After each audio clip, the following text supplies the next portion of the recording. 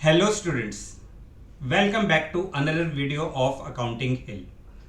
आज की क्लास में हम स्टार्ट करेंगे अपना lecture number 5 of class 11th, जिसमें हम अपने चैप्टर नंबर 2 के बेसिक टर्म्स को आगे कंटिन्यू करेंगे।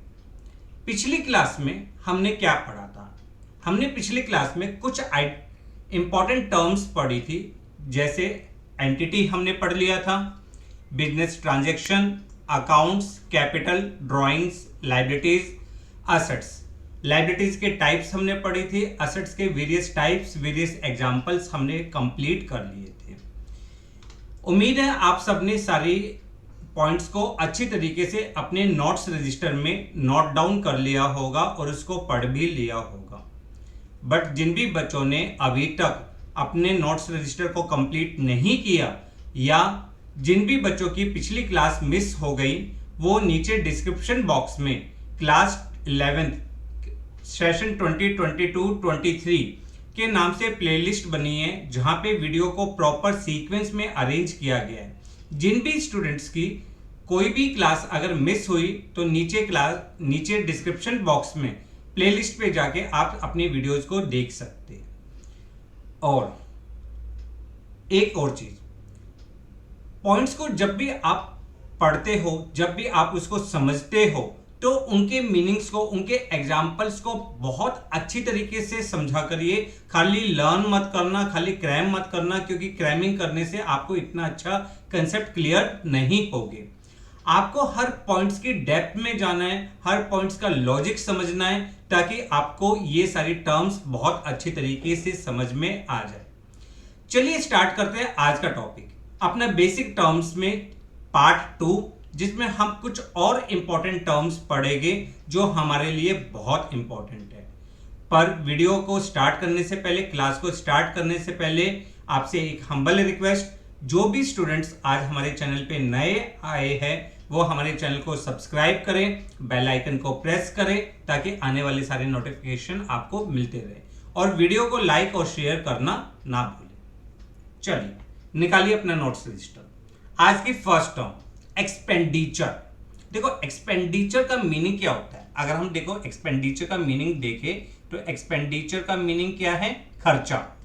किसी भी चीज को, किसी भी गुड्स को खरीदने के लिए, किसी भी सर्विस को हायर करने के लिए या असेट्स को परचेज करने के लिए अगर हमने कोई भी खर्चा किया है, कोई भी अमाउंट पे किया है या उसके लिए हमें कोई अमाउंट पे करना है, उसे हम एक्सपेंडिचर कहते हैं। मींस देखो दोबारा ध्यान से देखिए, अमाउंट पेड, या तो हमने अमाउंट पे कर दिया होगा, और पेबल, अमाउंट पेड और पेबल। अब पेबल वर्ड क्यों है? क्योंकि देखो अकाउंट्स में जो भी एंट्री रिकॉर्ड होगी वो एक्रूअल बेसिस ट्रांजैक्शंस पे रिकॉर्ड होती है। ये एक्रूअल बेसिस ट्रांजैक्शन क्या होता है, एक्रूअल बेसिस कंसेप्ट क्या होता है, देखो आपको ये चीज आएगी समझ में नेक्स्ट चैप्टर में, बट हल्का सा हिंट मैं आपको यहाँ पे देता हूं। एक्रूअल बेसिस का मतलब होता है जो ट्रांजैक्शन जिस टाइम पीरियड से रिलेटेड होते हैं, चाहे वो कैश में सेटल हुए हो या नहीं हुए हो, हम उसको उस टाइम पीरियड में रिकॉर्ड करते हैं। फॉर एग्जाम्पल, अगर हमने मान लो मार्च की सैलरी अभी तक वर्कर्स की पे नहीं करी, मार्च की सैलरी वर्कर्स की पे नहीं करी, और 31 मार्च को हम अपना प्रॉफिट या लॉस कैलकुलेट कर रहे हैं, तो भी ये जो सैलरी है ये मार्च में ही रिकॉर्ड होगी, चाहे अभी हमने पे करी हो या नहीं करी हो। तो एक्रूअल बेसिस सिस्टम कहता है कि transactions are recorded only when they are settled, when they are accrued, whether they settled in cash or not। चाहे वो कैश में सेटल हुए हो या नहीं हुए हो, उससे हमें कोई फर्क नहीं पड़ता। इसलिए मैंने कहा है कि अमाउंट पेड, या तो हम अमाउंट पे कर चुके हो या पेबल हो, अभी हमें अमाउंट पे करना है फॉर किस लिए? परचेज ऑफ गुड्स, गुड्स को खरीदने के लिए, और एक्वायर, और असेट्स को खरीदने के लिए, और एक्वायरिंग द सर्विसेज। अगर हमें कोई सर्विस एक्वायर करनी है, कोई भी सर्विस हायर करनी है उसके लिए जो हम अमाउंट पे करते हैं या पे करना है उसे हम एक्सपेंडिचर कहते हैं। क्लियर है मीनिंग कि एक्सपेंडिचर मींस अमाउंट पेड और पेबल, चाहे अमाउंट पे कर दिया हो या पेबल हो for purchasing the goods service और असेट्स। अब देखो खर्चों को हमने 3 पार्ट्स में डिवाइड किया। खर्चों को हमने 3 पार्ट्स में डिवाइड किया। पहला खर्चा होता है कैपिटल एक्सपेंडिचर। Capital expenditure. दूसरा खर्चा होता है हमारा revenue expenditure.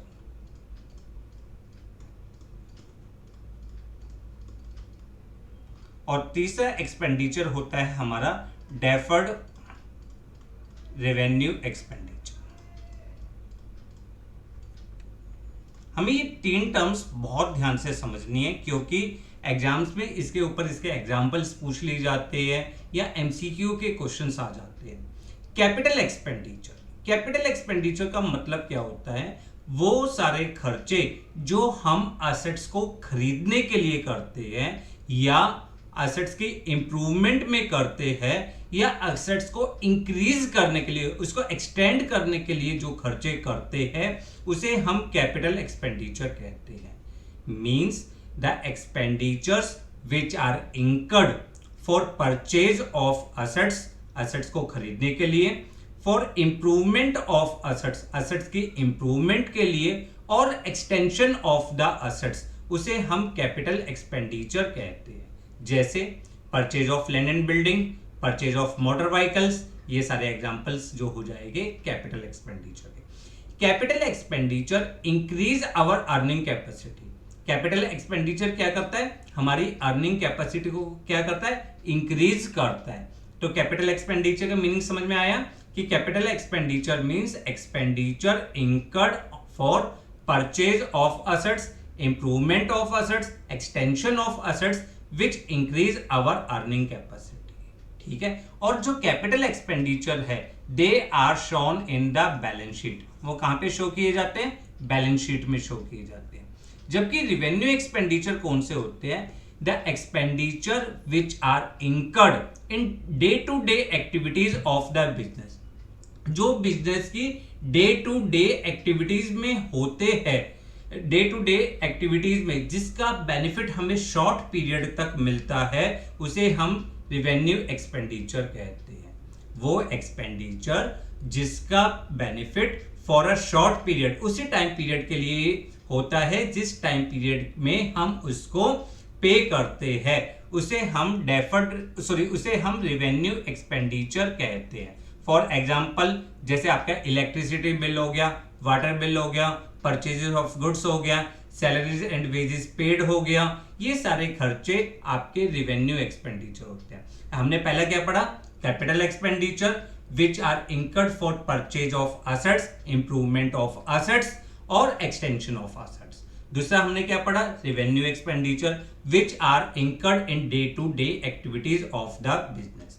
Capital expenditure are non recurring in nature. ये बार बार नहीं होते, कभी कभी होते हैं। जबकि रिवेन्यू एक्सपेंडिचर जो होते हैं they are recurring in nature, ये बार बार होते रहते हैं।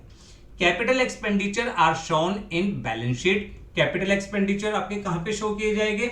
बैलेंस शीट में शो किए जाएंगे। वेयरएज रिवेन्यू एक्सपेंडिचर कहां पे शो किया जाएगा? ये आपका या तो ट्रेडिंग अकाउंट या पीएनएल अकाउंट में आता है। ठीक है। अब ट्रेडिंग अकाउंट और पीएनएल अकाउंट में किस तरीके से आता है, देखिए ये आने वाले चैप्टर्स में सीखेंगे। फिलहाल हमने क्या सीखा कि जो खर्चे कभी कभी होते हैं और हमारे फिक्स एसेट्स की वैल्यू को इंक्रीज करते हैं जिससे हमारी अर्निंग कैपेसिटी इंक्रीज हो, उसे हम कहते हैं कैपिटल एक्सपेंडिचर। और जो खर्चे डे टू डे एक्टिविटी के लिए होते हैं, जो रिकरिंग नेचर के होते हैं, जिसका benefit for a short period मिलता है, उसे हम रिवेन्यू एक्सपेंडिचर कहते हैं। ठीक है, क्लियर। तीसरा पॉइंट होता है डेफर्ड रेवेन्यू एक्सपेंडिचर। अब ये डेफर्ड रेवेन्यू क्या है? देखो, डेफर्ड रेवेन्यू एक्सपेंडिचर का मतलब ये वो एक्सपेंडिचर जो होते तो रिवेन्यू नेचर के हैं बट इसका बेनिफिट 1 साल से ज्यादा मिलता है। Those expenditure which are of revenue nature, जो रिवेन्यू नेचर के है but benefit of these expense will accrues for more than 1 year, 1 साल से ज्यादा बेनिफिट मिले, उसे हम डेफर्ड रेवेन्यू एक्सपेंडिचर कहते हैं। फॉर एग्जाम्पल देखो, इसका एग्जाम्पल क्या होता है, इसका एग्जाम्पल मान लीजिए huge amount spent on advertising, huge amount spent on advertising. अब ये चीज क्या है सर, ये मीनिंग थोड़ा सा कंफ्यूजन हो रहा है। देखो एडवर्टाइजिंग वैसे कौन से नेचर का होता है, एडवर्टाइजिंग वैसे तो होता है रिवेन्यू नेचर का। अगर आपने नॉर्मल एडवर्टाइजिंग करी है तो वो तो आपके लिए रिवेन्यू एक्सपेंडिचर हो जाएगा, जिसका बेनिफिट आपको उसी पीरियड में मिलेगा। बट अगर आपने अपनी कंपनी के एडवर्टाइजिंग के लिए मान के चलिए किसी सेलिब्रिटी जैसे MS धोनी को आपने हायर किया और उससे आपका एग्रीमेंट हुआ कि वो आपके फर्म के लिए 3 साल एडवर्टाइजिंग करेगा और उसको हम 30,000 रुपीज पे करेंगे। कितना अमाउंट पे करेंगे? 30,000 रुपीज। अब ये 30,000 रुपीज का मतलब क्या है, for 1 year, for each year हमारी जो कॉस्ट होगी, फर्स्ट ईयर के लिए कॉस्ट कितनी होगी 10,000 रुपीज, सेकेंड ईयर के लिए कॉस्ट कितनी होगी 10,000 रुपीज, और थर्ड ईयर के लिए कॉस्ट कितनी होगी 10,000 रुपीज। अब फर्स्ट ईयर के लिए हमारा एक्सपेंस तो हो गया, कितना एक्सपेंस हो गया 10,000 रुपीज, बट ये 20,000 रुपीज अभी तक हमारे राइट ऑफ नहीं हुए हैं, तो ये 20,000 रुपीज हमारे कहां पे शो हो गए, बैलेंस शीट में हो गए। आपको याद होगा मैंने लास्ट क्लास में आपको फिक्टिशियस असेट्स पढ़ाया था कि दीज आर द एक्सपेंसेस और losses which are not written off till at the end of accounting period. Accounting period के एंड होने तक अभी तक ये खर्चे राइट ऑफ नहीं हुए, इसे हम कहते हैं फिक्टिशियस असेट्स। तो ये जो 20,000 रुपीज है जो अभी तक अमोर्टाइज नहीं हुआ, ये बैलेंस शीट में चला जाएगा, और जो इस साल का खर्चा है वो आपका P&L अकाउंट में जाएगा। अब नेक्स्ट ईयर ये 10,000 रुपीज आपके लिए फिर एक्सपेंस हो गया, और ये 10,000 रुपीज जो अभी तक राइट ऑफ नहीं हुआ वो बैलेंस शीट में होगा।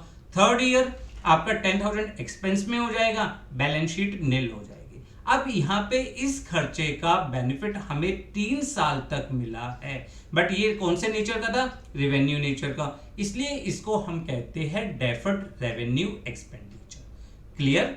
तो आप ध्यान से रिकॉल करते हैं 1 मिनट कि हमने क्या सीखा। हमने सीखा कि कैपिटल एक्सपेंडिचर वो खर्चे होते हैं जो असेट्स को खरीदने के लिए, असेट्स के इंप्रूवमेंट के लिए या असेट्स के एक्सटेंड करने के लिए किए जाते हैं, जिससे हमारी अर्निंग कैपेसिटी इंक्रीज होती है।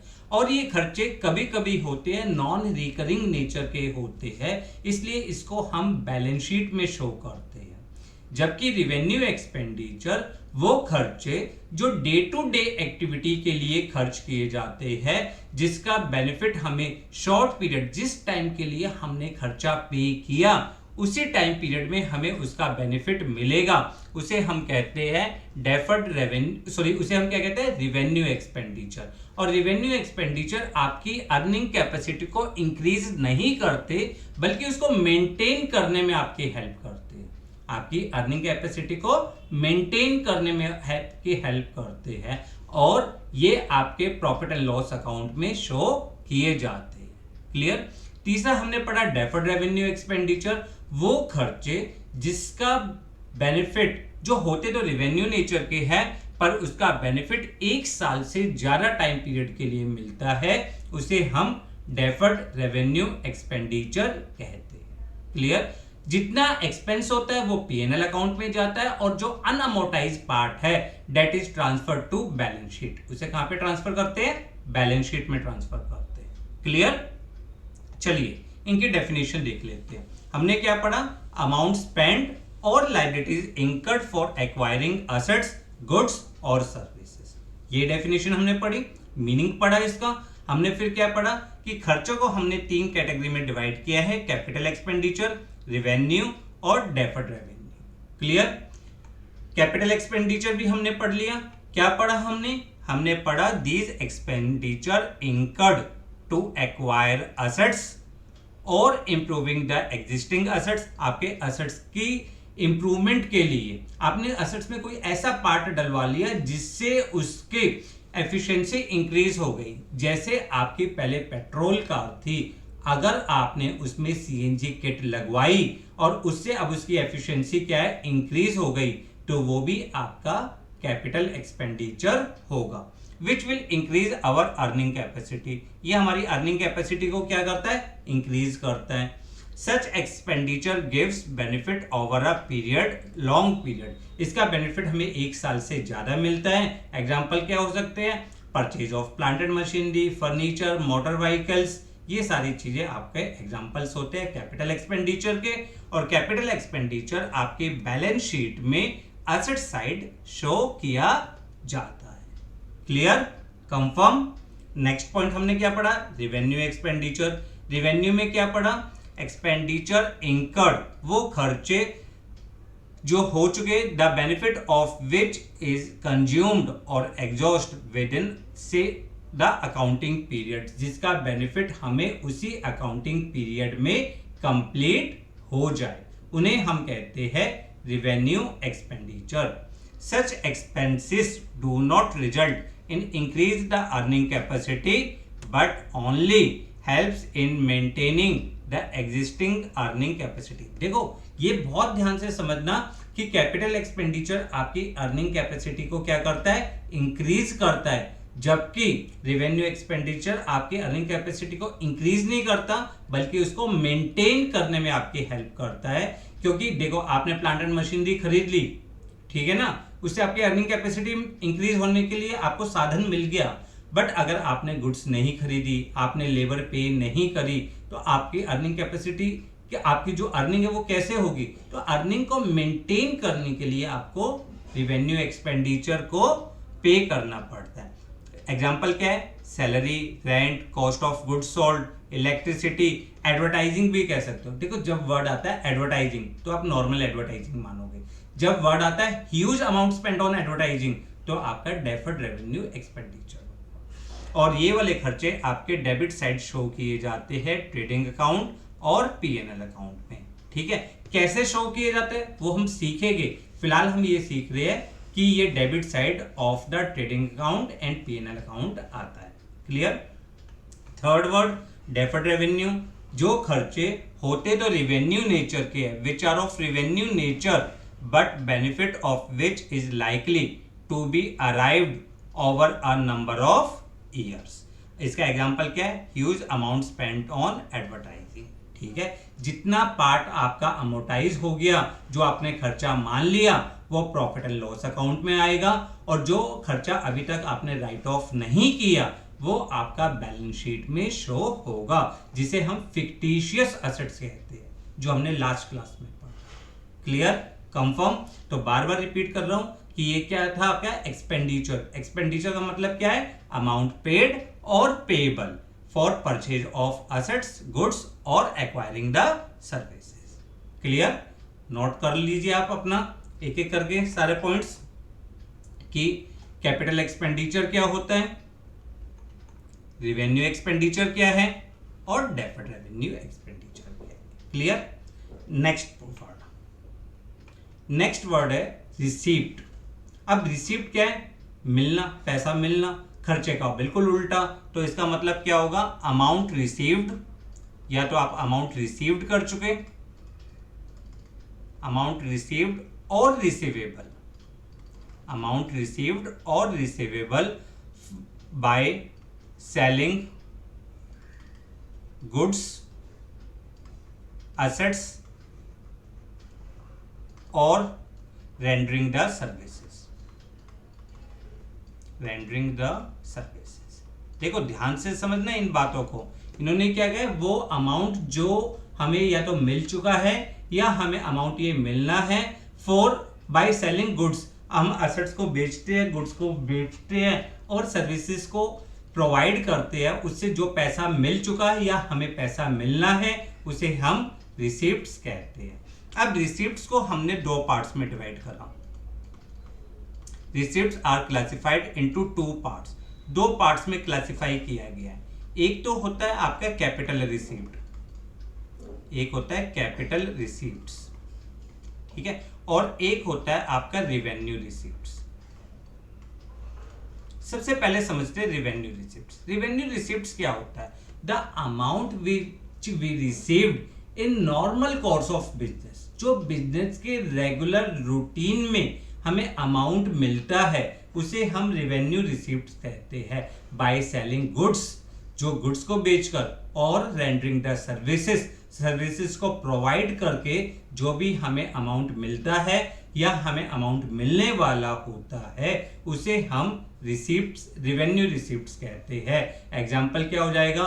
सेल ऑफ गुड्स, जो गुड्स को बेचकर पैसा आया, या rendering the services, commission received, interest received, royalty received, rent received. ये सारे एग्जांपल जो डे टू डे एक्टिविटीज में हमें अमाउंट जो मिलता रहता है नॉर्मल कोर्स ऑफ बिजनेस, उसे हम कहते हैं रिवेन्यू रिसिप्ट। अब कैपिटल रिसिप्ट क्या होता है?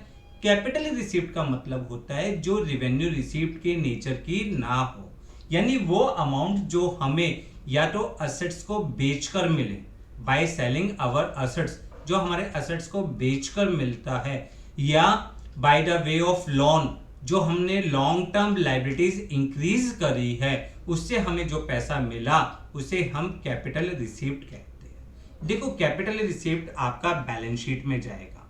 कैपिटल रिसिप्ट आप कहां पे शो करोगे? बैलेंस शीट में, क्योंकि ये नॉन रिकरिंग नेचर की होती है। और रेवेन्यू रिसिप्ट आपका या तो ट्रेडिंग अकाउंट में आएगा या आपका प्रॉफिट एंड लॉस अकाउंट में आएगा। क्लियर? कंफर्म? समझते हैं इसको एक बार दोबारा से कि रिसीव्ड का मतलब क्या है?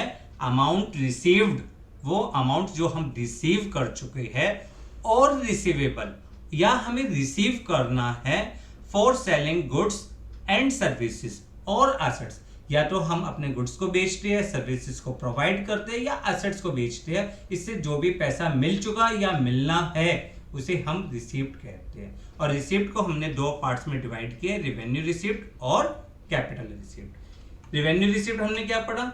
अमाउंट रिसीव्ड और receivable in normal course of business, जो बिजनेस के रेगुलर रूटीन में मिलता है। अब रेगुलर रूटीन में मिलने का एग्जांपल क्या हो सकता है? सेल ऑफ गुड्स हो गया, कमीशन और फीस रिसीव्ड हो गया फॉर रेंडरिंग द सर्विसेज, आपको कोई सर्विस प्रोवाइड करता है और बदले में आपसे फीस लेता है, इंटरेस्ट और डिविडेंड मिलता है, आपने कहीं इन्वेस्टमेंट करी है उसके ऊपर आपको इंटरेस्ट मिला या आपको डिविडेंड मिला। ठीक है, वो सारी चीजें आपके लिए कौन सी होगी? रिवेन्यू रिसीप्ट होगी। रिवेन्यू रिसीप्ट में ध्यान रखिएगा, नाइदर डिक्रीज असेट्स, ना तो ये आपके असेट्स को डिक्रीज करता, नॉर इंक्रीज लायबिलिटीज, ना ही आपकी लायबिलिटीज इंक्रीज होती। इसका नेचर इस तरह से है, ना तो असेट्स रिड्यूस होता और ना ही आपकी liabilities, long term liabilities increase होती है। उसे हम रेवेन्यू रिसीप्ट कहते हैं। और रेवेन्यू रिसीप्ट आपका कहां पे शो किया जाता है? प्रॉफिट एंड लॉस अकाउंट में। क्लियर? फिर आपने पढ़ा कैपिटल रिसीप्ट। कैपिटल रिसीप्ट में क्या पढ़ा? अमाउंट रिसीव्ड, वो अमाउंट जो आप रिसीव कर चुके या रिसीवेबल है against those transactions which are not revenue nature, जो रेवेन्यू नेचर के नहीं होते। इसका एग्जांपल क्या हो सकता है? आइदर डिक्रीज, इसमें क्या था? देखो, इसमें था नाइदर डिक्रीज, इसमें क्या है? आइदर डिक्रीज असेट्स, या तो आपके असेट्स को रिड्यूस करेगा, और इंक्रीज लायबिलिटीज, या आपकी लायबिलिटीज को इंक्रीज करेगा, उसे हम कैपिटल रिसीप्ट्स कहते हैं।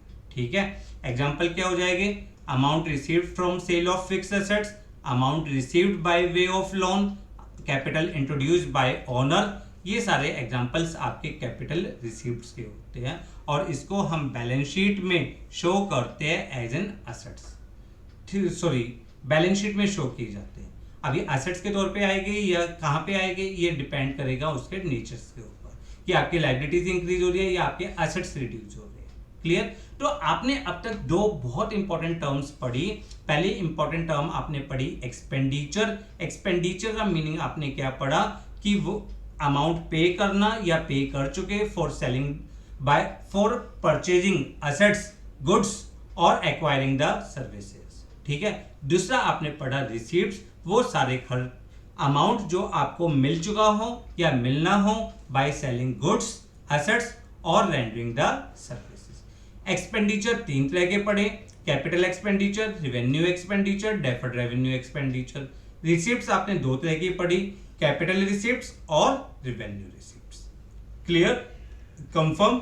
चलिए नेक्स्ट पॉइंट पढ़ते हैं।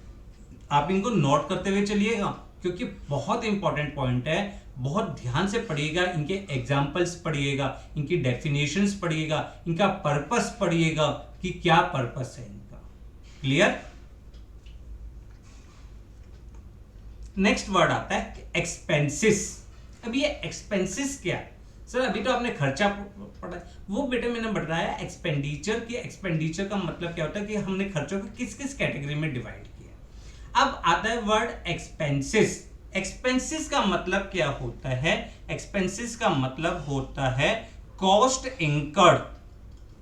कॉस्ट इंकर्ड, वो सारी cost incurred for producing goods को प्रोड्यूस करने के लिए और सर्विसेज को प्रोड्यूस करने के लिए जो भी आपकी लागत लगती है उसे आप एक्सपेंस कहते हो। यानी these are the cost, basically आप कह सकते हो cost incurred for generating revenue को जनरेट करने के लिए जो भी आपके खर्चे होते हैं उसे हम एक्सपेंस के नाम से जानते हैं। ठीक है, गुड्स को बनाने का खर्चा, सर्विसेज को मेंटेन करने के लिए जो आप खर्चे करते हो उसे हम एक्सपेंस के नाम से जानते हैं। अब देखो एक्सपेंस में क्या आएगा, एक तो आपके सारे रिवेन्यू एक्सपेंस हो गए, वो तो आएंगे ही आएंगे। उसके अलावा जो आपके कैपिटल एक्सपेंडिचर हुआ था, जो आपने फिक्स एसेट्स को खरीदा था, उसकी कितनी इफेक्टिव कॉस्ट आपकी इस साल की है वो भी आपके एक्सपेंस में इंक्लूड होगा। क्यों? देखो आपने एक एसेट्स खरीदा 10 लाख रुपीस का, अब उसकी एस्टिमेटेड लाइफ आपने मानी 10 ईयर्स। अब क्या वो सारे खर्चा हम एक ही साल में डाल दे 10 लाख रुपए? अगर हमने वो सारे 10 लाख रुपए को एक साल का खर्चा मान लिया तो इससे नतीजा क्या होगा?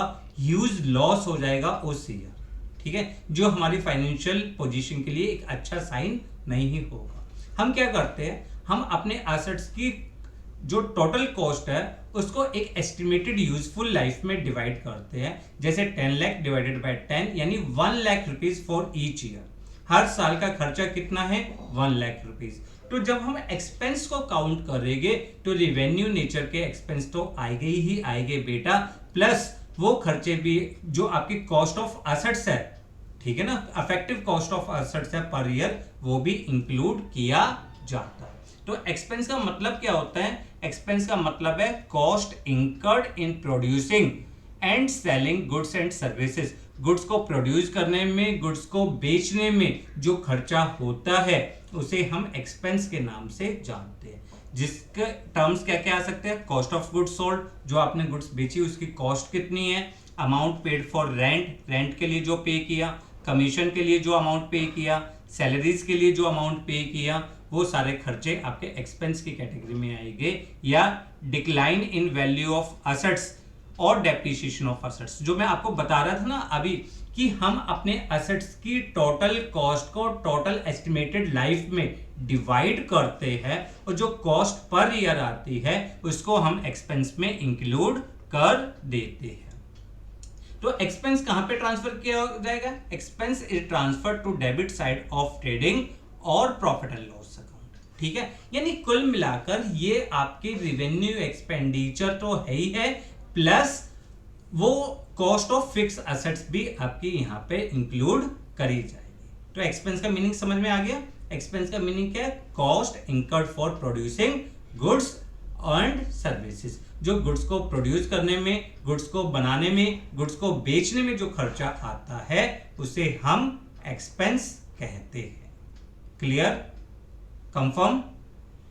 चलिए अब देखो यहां पे आगे आपके कुछ इंपॉर्टेंट टर्म्स आएगी जो आपको समझनी है, बहुत इंपॉर्टेंट समझनी है। जैसे पहले है आउटस्टैंडिंग एक्सपेंस। अभी मैंने थोड़ी देर पहले आपको बताया था एक्रूअल बेसिस कंसेप्ट। आज ही हल्का सा हिंट दिया था कि वो ट्रांजैक्शन जो जिस टाइम पीरियड से रिलेटेड होते हैं, चाहे उसको हमने कैश में सेटल किया हो या नहीं किया हो, हम उसको रिकॉर्ड करते हैं। ये पॉइंट हमने पढ़ा था, क्यों? क्या? ताकि इससे true picture of profit and loss हमें नजर आए।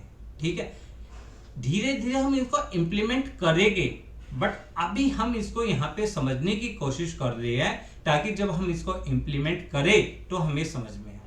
ठीक है, क्लियर? अब उसी के बेस पे, इसी एक्चुअल बेसिस कंसेप्ट पे आपकी एक टर्म आती है आउटस्टैंडिंग एक्सपेंसेस। आउटस्टैंडिंग एक्सपेंसेस क्या होते हैं? दोज एक्सपेंसेस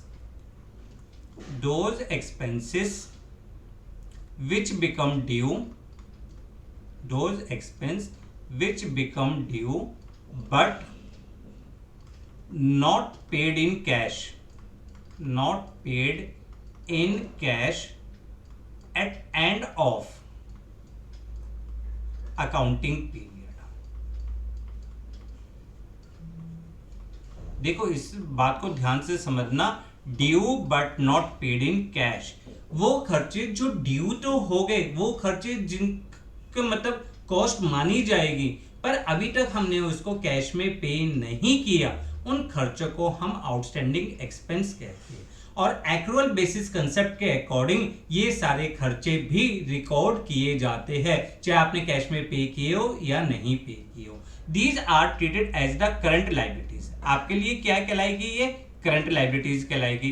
करंट लायबिलिटीज क्यों है? क्योंकि आप इसको within short period, within 1 year, next accounting period में आप इसको पे कर दोगे। अब देखो ध्यान से समझना, अगर मान के चलिए आप अकाउंट्स बना रहे हैं 1 अप्रैल 2021 से लेकर 31 मार्च 2022 तक, यहाँ का आप अकाउंट्स बना रहे हो, तो इस टाइम पीरियड में जितने भी आपके खर्चे इंकर्ड हुए, जो खर्चे आप पे कर चुके, उनको तो रिकॉर्ड करोगे ही करोगे, पर जो खर्चे इस ट्रांजैक्शन से, इस टाइम पीरियड से रिलेटेड है, चाहे आप उसको अभी आपने पे किया हो या नहीं किया हो, आप उसको रिकॉर्ड करोगे।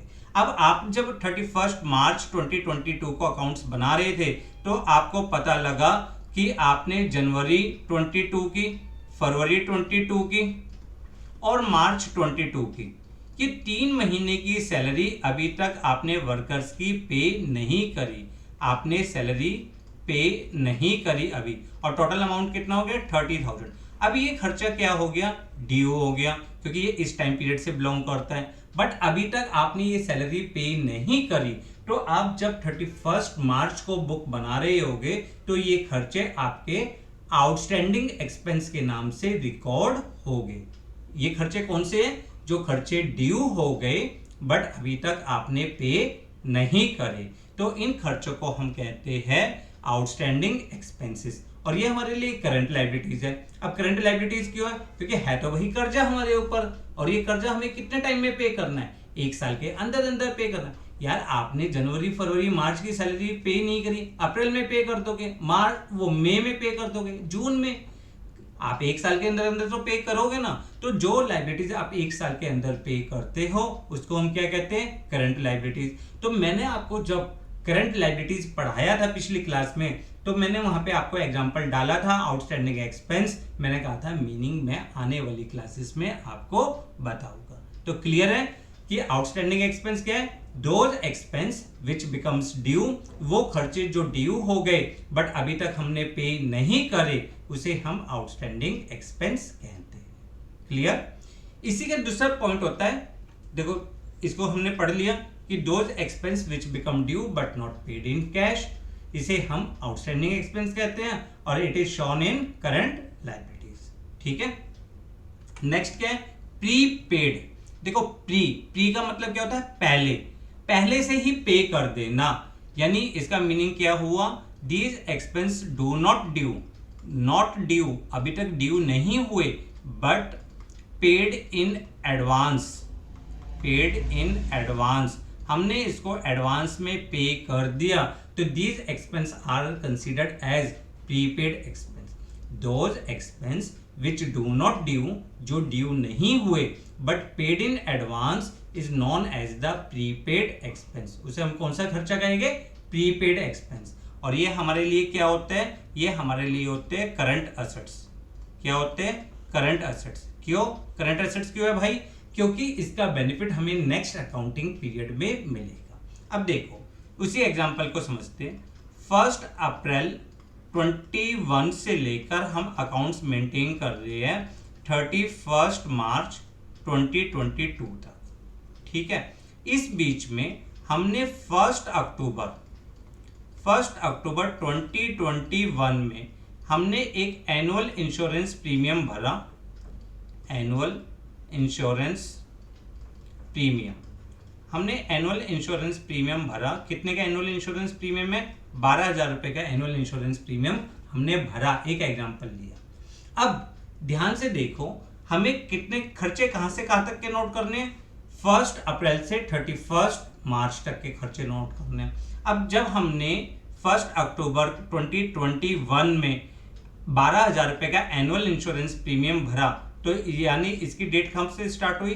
1 अक्टूबर 21 से स्टार्ट हुई और कब तक हुई जी? 30 सितंबर 2022 तक हो गई। अब इस साल का जो करंट ईयर का एक्सपेंस है, करंट ईयर का एक्सपेंस हमें कहां तक लेना है? हमें लेना है मार्च तक। तो 1 अक्टूबर से 31 मार्च 2022 कितने महीने? 6 मंथ्स। और 6 मंथ्स का मतलब क्या है? 12,000 रुपए, सॉरी 6,000 रुपए। 6,000 रुपए तो खर्चा जो है वो करंट ईयर का है।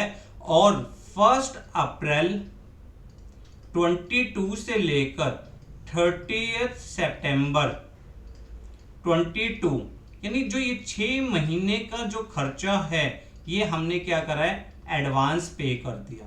ये अभी ड्यू तो नहीं हुआ था 6,000 रुपए, ठीक ना। अक्टूबर, नवंबर, दिसंबर, जनवरी, फरवरी, मार्च ये तो करंट पीरियड का एक्सपेंस हो गया। बट अप्रैल, मई, जून, जुलाई, अगस्त, सितंबर ये खर्चा आपका नेक्स्ट फाइनेंशियल ईयर से बिलोंग करता है। और इसको हमने कब पे कर दिया? हमने पे इसी साल कर दिया। तो इस तरह के खर्चे को हम कहते हैं pre paid expense which do not due, जो ड्यू नहीं हुआ बट हमने एडवांस में पे कर दिया, that is known as pre paid expense. और ये हमारे लिए करंट एसेट्स होता है क्योंकि इसका बेनिफिट हमें नेक्स्ट फाइनेंशियल ईयर में मिल जाएगा। तो मीनिंग क्या हुआ? Those expense which has been paid in advance, जो एडवांस में पे कर दिया जाता है, but benefit of these expense will available in next financial year are termed as pre paid expense. ठीक है, एग्जाम्पल मैंने आपको समझा दिया। और ये हमारे लिए करंट एसेट्स होते हैं। बैलेंस शीट में कहां पे शो किए जाएंगे? करंट एसेट्स में। तो आपने पढ़ा दो तरह के एक्सपेंस, आउटस्टैंडिंग एक्सपेंस वो खर्चे जो ड्यू हो गए बट पे नहीं किए, प्रीपेड वो खर्चे जो ड्यू नहीं हुए थे बट हमने पहले से पे कर दिए। आउटस्टैंडिंग एक्सपेंस करंट लायबिलिटीज होती है, प्रीपेड एक्सपेंस आपके लिए करंट एसेट्स होता है। क्लियर? कंफर्म? बेटा साथ साथ नोट करते जाना क्योंकि बहुत इंपॉर्टेंट पॉइंट है और बहुत सिंपल लैंग्वेज में आपके नोट्स लिख रहा हूं ताकि आपको समझ में आए। क्लियर? अब नेक्स्ट आता है रिवेन्यू। रिवेन्यू का मतलब क्या होता है? रिवेन्यू का मतलब होता है अमाउंट रिसीव्ड और रिसीवेबल। वो अमाउंट जो रिसीव्ड हो चुका है या रिसीवेबल फ्रॉम सेलिंग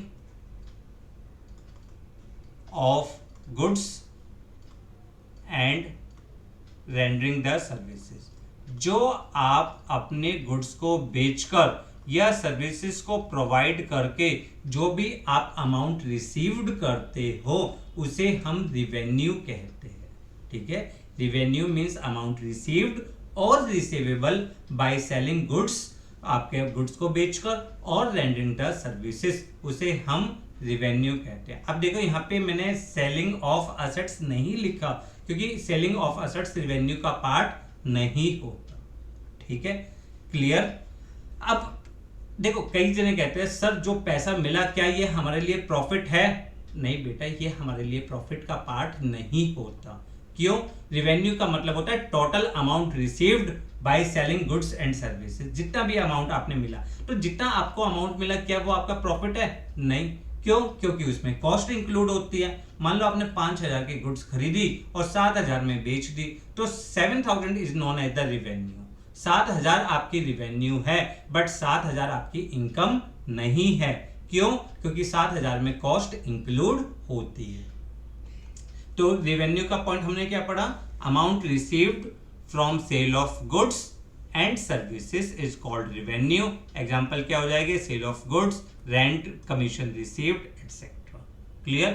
फिर मैंने पढ़ा है इनकम। अब मैंने आपको पहले बोला है revenue is not a profit. Revenue profit नहीं है। क्यों नहीं है?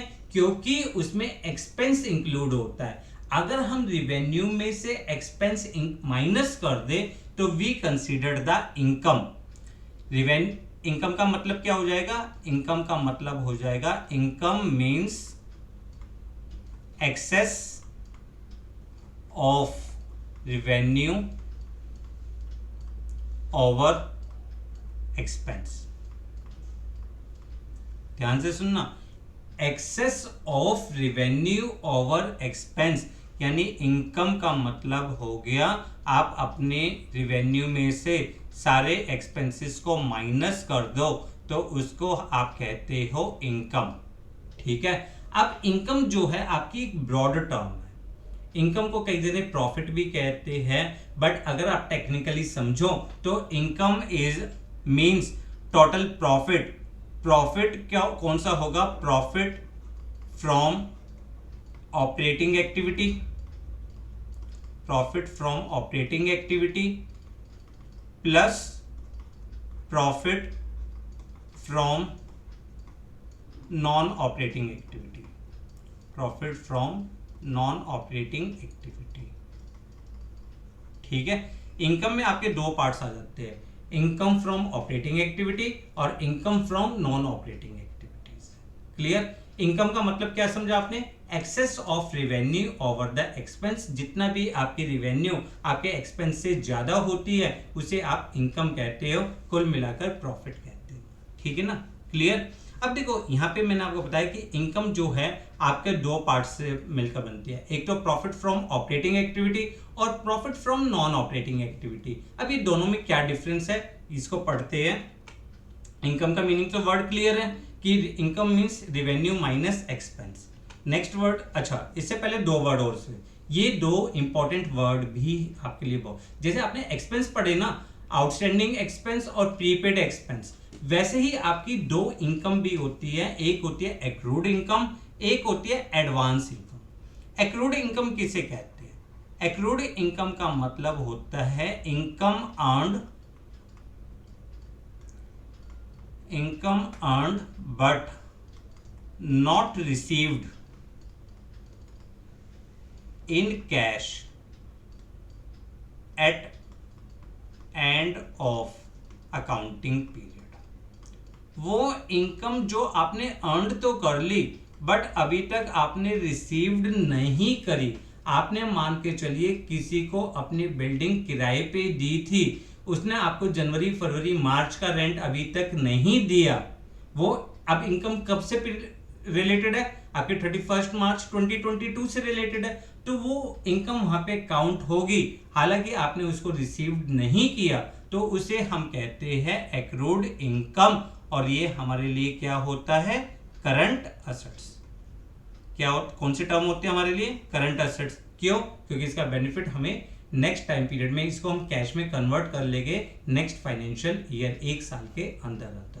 तो एक्रूड इनकम का मीनिंग क्लियर है? Those income which has been earned, जो इनकम अर्न्ड हो गई है पर रिसीव्ड नहीं हुई during the accounting period, that is called accrued income and it is shown as current assets in the balance sheet. Balance sheet में हम current assets के तौर पे शो करते हैं।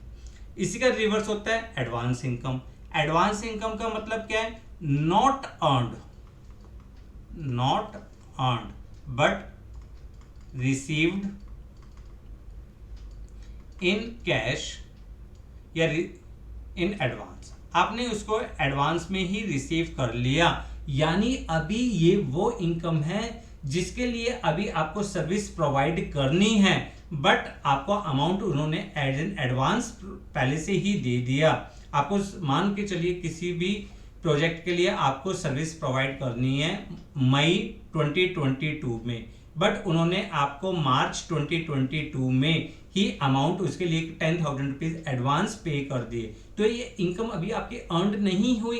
एक्रुअल बेसिस सिस्टम क्या कहता है, ट्रांजैक्शंस को जब ही रिकॉर्ड करो जब वो होते हैं, ठीक है, चाहे कैश में सेटल हुए हो या नहीं। अब ये आपको कब प्रोवाइड करनी है, मई 2022 में प्रोवाइड करनी है, बट आपने कब रिसीव्ड किया, मार्च 2022 में ही इनकम रिसीव्ड कर ली, तो इसे हम कहते हैं एडवांस इनकम। और ये आपके लिए क्या होती है, ये आपके लिए होती है करंट लायबिलिटीज। क्या होती है बेटा, करंट लायबिलिटीज। क्यों, क्योंकि अभी आपके लिए तो कर्जा हो गया ना, आपको तो अभी इसके लिए काम करना है। कब काम करना है, नेक्स्ट फाइनेंशियल ईयर में काम करना है, तो it is considered as the current liabilities. Clear. तो देखो आपको है ना बहुत ध्यान से समझना है, जो आउटस्टैंडिंग एक्सपेंस का मीनिंग क्या है, ठीक है, और ये आपके लिए क्या होती है, करंट लायबिलिटीज होती है। फिर मैंने आपको बताया प्रीपेड एक्सपेंस, इसका मीनिंग बताया, और ये नेचर भी बताया, ये आपके लिए क्या होता है, करंट असेट्स। फिर मैंने आपको बताया एक्रूड इनकम, ठीक है, जो इनकम अर्न कर ली पर रिसीव्ड नहीं करी, करंट असेट्स। और लास्ट मैंने आपको बताया एडवांस इनकम, ये आपके लिए करंट लायबिलिटीज होती है। Clear, confirm, confirm. Next point, profit. अब जो मैं आपको थोड़ी देर पहले बता रहा था कि इनकम में आपके दो एलिमेंट्स इंक्लूड होते हैं, एक होता है प्रॉफिट और एक होता है प्रॉफिट फ्रॉम ऑपरेटिंग एक्टिविटीज और एक होता है profit from non operating activities. जो प्रॉफिट कहलाता है, this means the profit which we earn from the operating activities of the business. अब ऑपरेटिंग एक्टिविटीज का मतलब क्या होता है, बिजनेस का काम जो जिसमें बिजनेस डील करता है उससे रिलेटेड जो हमें प्रॉफिट होता है, ठीक है, जैसे हमने गुड्स बेच रही है, गुड्स को बेचने से जो हमें प्रॉफिट होता है उसे हम प्रॉफिट की कैटेगरी में डालेंगे, प्रॉफिट फ्रॉम ऑपरेटिंग एक्टिविटी की कैटेगरी में डालेंगे। Means profit means income earn, वो इनकम जो बिजनेस अर्न करता है from its operating activity. Operating activities का मतलब जिसके लिए हमने बिजनेस सेटअप किया है, ठीक है, those activities which are incurred which we do to earn profit, जो प्रॉफिट को अर्न करने के लिए करी जाती है, जैसे सेल ऑफ गुड्स और रेंडरिंग द सर्विसेज, उसे हम प्रॉफिट कहते हैं। और प्रॉफिट जो होता है वो रिकरिंग नेचर का होता है, ये ध्यान रखना, it is recurring in nature, recurring nature का होता है, बार बार होता रहता है, ठीक है। दूसरा होता है वर्ड गेन। अब गेन किसे कहते हैं, देखो कुछ एक्सीडेंटल प्रॉफिट्स हो जाते हैं जो हमारे बिजनेस के ऑपरेटिंग प्रॉफिट का पार्ट नहीं होते, कुछ नॉन ऑपरेटिंग एक्टिविटीज के कारण। जब जैसे मान के चलो हमारा काम है बिजनेस में मार्कर बनाकर बेचने का, अब मार्कर को बनाते हैं और सोल्ड आउट करते हैं, उससे जो प्रॉफिट आता है, उससे जो फायदा मिलता है, उसे तो हमने कहा प्रॉफिट में, ठीक है ना। बट जिस मशीन पे वो मार्कर बनते थे, अगर हमने वो मशीन सोल्ड आउट कर दी और उससे अगर हमें कुछ प्रॉफिट हुआ तो उस प्रॉफिट को हम कहते हैं गेन, ठीक है, यानी the profit which we earned out from the non operating activities, उसको हम गेन कहते हैं। Gain means a profit that arise from a transactions which are not operating activity, जो ऑपरेटिंग एक्टिविटी नहीं होते बट इंसिडेंटल टू इट, अचानक से हो जाए, अचानक से हो जाए, उसे हम गेन कहते हैं। जैसे gain on sale of land, machinery, investment, और ये चीजें आपकी नॉन रिकरिंग नेचर की होती है, नॉन रिकरिंग नेचर। चाहे प्रॉफिट हो चाहे गेन हो, आएगा तो आपका प्रॉफिट एंड लॉस अकाउंट में, दोनों चीजें आपकी आएगी प्रॉफिट एंड लॉस अकाउंट में ही, बट दोनों का जो सोर्स है वो अलग अलग है, ठीक है ना। ऑपरेटिंग का सोर्स क्या है, ऑपरेटिंग एक्टिविटी, जो प्रॉफिट है उसका सोर्स क्या है, ऑपरेटिंग एक्टिविटीज के कारण जो प्रॉफिट होता है, और गेन का जो सोर्स है वो नॉन ऑपरेटिंग एक्टिविटीज में होगा। Clear, confirm. फिर नेक्स्ट वर्ड आता है लॉस। अब देखो प्रॉफिट का मतलब क्या था, जब हमें फायदा होता है, लॉस नुकसान हो। अब नुकसान का मतलब क्या होता है, loss means excess of expense, excess of expense over income. आपके जब खर्चे ज्यादा होते हैं, इनकम कम होती है, तब उसे हम लॉस कहते हैं। लॉस का मतलब क्या हो गया, excess of expense over the income. जब आपके खर्चे आपकी इनकम से ज्यादा हो जाए तो उसे हम लॉस कहते हैं। क्लियर? तो लॉस कह सकते हैं हम, loss is equal to expense minus income. ठीक है, एक्सपेंस माइनस इनकम। और कभी भी लॉस आपके कैपिटल को क्या करता है, रिड्यूस करता है। देखो ध्यान से देखना, प्रॉफिट जो है आपकी कैपिटल को इंक्रीज करेगा, प्रॉफिट आपके कैपिटल को इंक्रीज करेगा, जबकि लॉस आपकी कैपिटल को रिड्यूस करेगा, डिक्रीज करेगा। ठीक है, क्लियर? मीनिंग क्लियर है? बहुत सारी टर्म्स हो गई ऑलरेडी, बहुत टर्म्स हमने पढ़ ली है, बहुत इंपॉर्टेंट टर्म्स पढ़ ली है।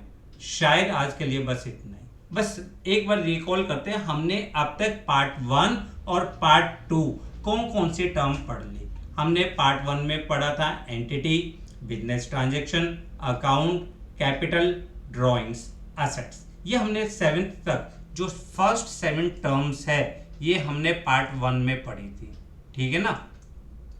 पार्ट 2 में हमने आज जो पढ़ी, हमने पढ़ी एक्सपेंडिचर किसे कहते हैं, रिसीप्ट्स किसे कहते हैं, एक्सपेंडिचर के कितने टाइप्स होते हैं, capital expenditure, revenue expenditure, deferred revenue expenditure, इनका क्या नेचर होता है, कैसे शो किया जाता है, रिसिप्ट्स किसे कहते हैं। रिसिप्ट्स को हमने 2 पार्ट्स में डिवाइड किया, कैपिटल रिसिप्ट्स और रिवेन्यू रिसिप्ट्स। फिर हमने पढ़ा एक्सपेंसेस क्या होता है, एक्सपेंसेस में हमने पढ़ा आउटस्टैंडिंग एक्सपेंस क्या होता है और प्रीपेड एक्सपेंस क्या होता है।